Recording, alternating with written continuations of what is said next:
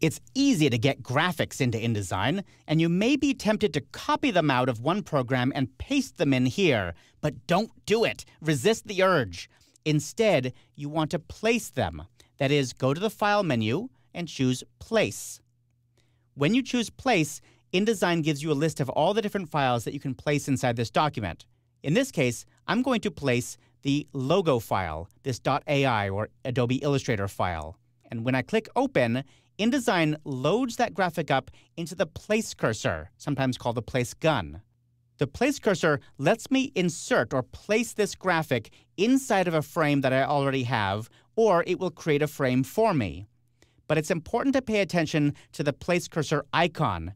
In this case, you'll see that the icon has a sharp edge on it, and that means it's going to create a new frame. If I move on top of this empty graphic frame on the right side of the page, you'll notice that the cursor changes slightly to rounded corners, kind of like parentheses. That means that the image is going to be placed inside this frame. I'm going to come back here and click in this blank area where there are no frames. And when I click, InDesign creates a frame and places the graphic into it. Let's go ahead and get another graphic. I'll go to the File menu, choose Place, or you could press Command-D or Control-D on Windows, and I'll choose this spirals image. Click Open, and you'll see that the image is placed inside the same graphic frame that I had selected. That's actually not what I intended to do. I wanted to put those spirals over here inside this frame. By default, InDesign will replace one graphic with another when you use the Place command.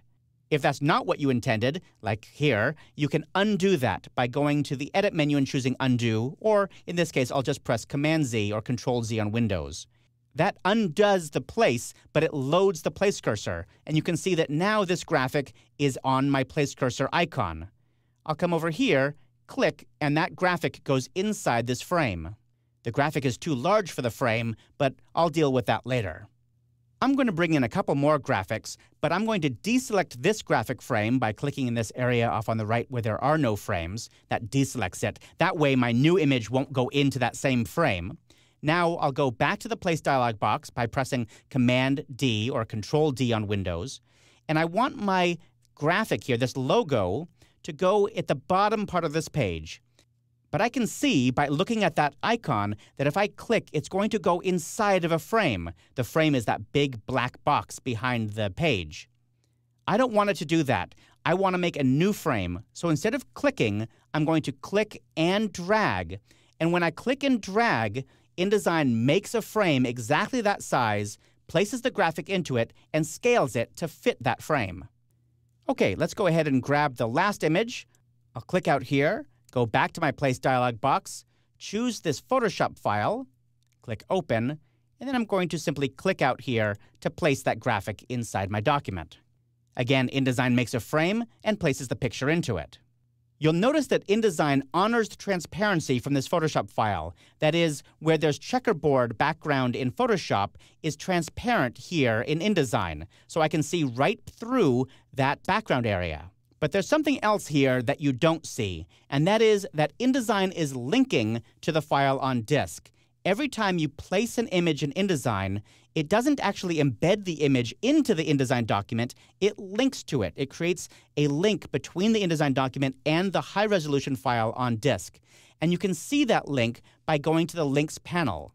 Over on the right side of your page, in what's called the dock, I'll click on Links.